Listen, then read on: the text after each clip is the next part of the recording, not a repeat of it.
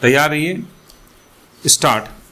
दुनिया भर में यह बहस का विषय है कि आखिर किस उम्र में मोबाइल का इस्तेमाल करना चाहिए। स्टॉप। यूँ तो हर वर्ग के लिए यह बहस जरूरी है, लेकिन बच्चों के मामलों में यह बहस इसलिए भी ज़रूरी है कि अध्ययनों में यह तथ्य सामने आया है कि मोबाइल के लगातार इस्तेमाल से बच्चों के मानसिक विकास पर प्रतिकूल असर पड़ रहा है। स्टॉप। कम उम्र में ही बच्चों के हाथों में मोबाइल थमाने के खतरों को लेकर स्वास्थ्य विशेषज्ञ अभिभावकों को पहले भी लगातार आगाह करते रहे हैं। स्टॉप।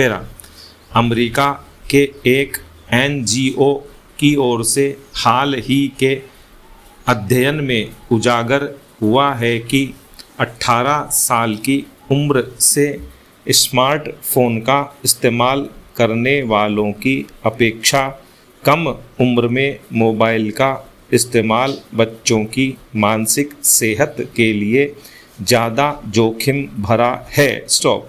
अध्ययन के अनुसार जो बच्चे 18 से कम उम्र में स्मार्टफोन का इस्तेमाल कर रहे थे उनमें मानसिक विकार ज़्यादा मिले। स्टॉप।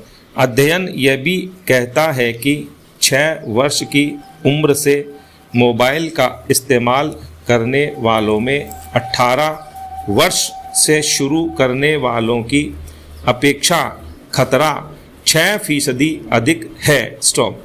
लड़कियों में तो यह जोखिम 20% तक पाया गया। स्टॉप। 10 वर्ष की उम्र से स्मार्टफोन का इस्तेमाल करने वालों में से 61% को और 15 वर्ष की उम्र से मोबाइल का इस्तेमाल करने वालों में से 52% को मेंटल हेल्थ से जुड़ी समस्याएं सामने आई हैं। स्टॉप। ये तथ्य बच्चों की सेहत को लेकर सामने आ रहे खतरे की भयावहता की ओर संकेत करने के लिए काफ़ी हैं। स्टॉप। देखा जाए तो मौजूदा सामाजिक परिवेश ने बच्चों के लिए मोबाइल को ज़रूरत बना दिया है। स्टॉप। कोई बच्चा घर के एकल माहौल में मोबाइल के इस्तेमाल का आदी हो रहा है तो कोई स्कूल होमवर्क के बहाने मोबाइल से चिपका हुआ है। स्टॉप।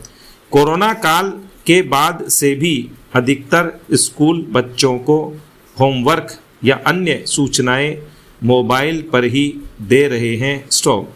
इससे ना चाहते हुए भी बच्चों के लिए मोबाइल ज़रूरत का उपकरण बनता जा रहा है। स्टॉप। चिंताजनक स्थिति तो तब होती है जब बच्चों को मोबाइल की लत लग जाए। स्टॉप। समय रहते ऐसे बच्चों को लेकर चिकित्सकीय सलाह भी लेनी चाहिए। स्टॉप।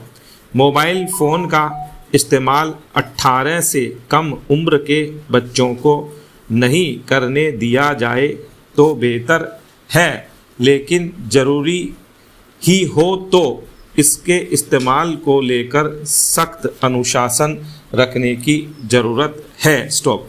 इसमें अभिभावकों की भूमिका ज़्यादा है जो यह तय करे कि बच्चों को मोबाइल का इस्तेमाल कितने समय तक करना है। स्टॉप। स्कूलों को भी अपनी जिम्मेदारी समझनी होगी। परिवार भी बच्चों को अकेलेपन का शिकार ना होने दे, इस पर खास ध्यान देना होगा। स्टॉप। सरकारी अमले में चाहे कोई कर्मचारी हो या फिर अधिकारी, सबसे यह उम्मीद की जाती है कि वे नैतिकता के दायरे में रहकर उनके लिए बनाई गई आचरण संहिता पर अमल करेंगे।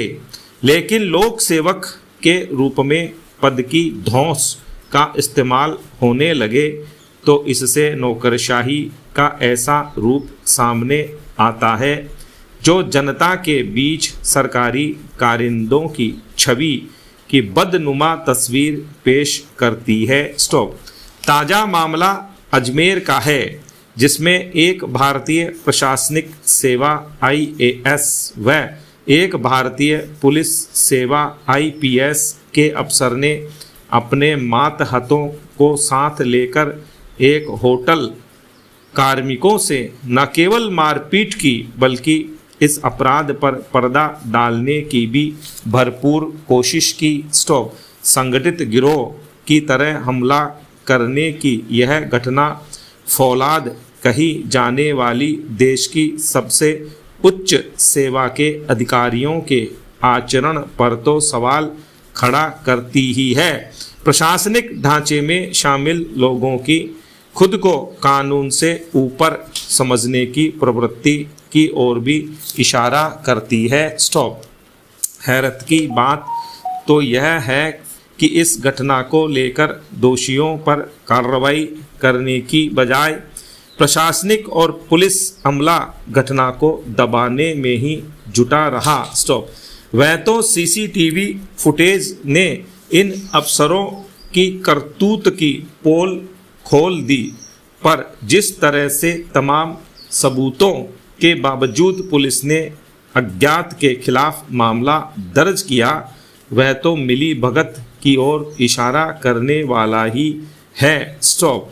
जिन अफसरों के कंधों पर जिले की कानून व्यवस्था संभालने का दायित्व रहता है, उनसे भला ऐसे अशोभनीय आचरण की उम्मीद कैसे की जा सकती है। स्टॉप। ऐसे अफसर ही जब पद के रौब में समाज कंटकों की तरह संगठित रूप से होटल पर धावा बोल दें और दूसरे पक्ष से मारपीट पर आमादा हो जाएं, तो उनसे कानून की रखवाली करने की उम्मीद कैसे की जाए। स्टॉप। निसंदेह ऐसी घटना समूचे तंत्र से जुड़े अमले की प्रशिक्षण प्रक्रिया पर सवाल खड़े करती है। प्रशिक्षण में कमी का ही नतीजा है कि आए दिन इस तरह की घटनाएं सामने आ रही हैं। मामला उजागर होने के बाद सरकार ने दोनों अफसरों व कुछ कार्मिकों को निलंबित जरूर कर दिया है, लेकिन मामला रफा दफा करने के जतन भी होने लगे तो कोई अचरज नहीं। इन अफसरों के साथ दोषी वे भी हैं जिन्होंने इनको बचाने का प्रयास किया। ऐसे घटनाक्रमों को लेकर नरमी दिखाई तो यह नया चलन बन जाएगा। स्टॉप।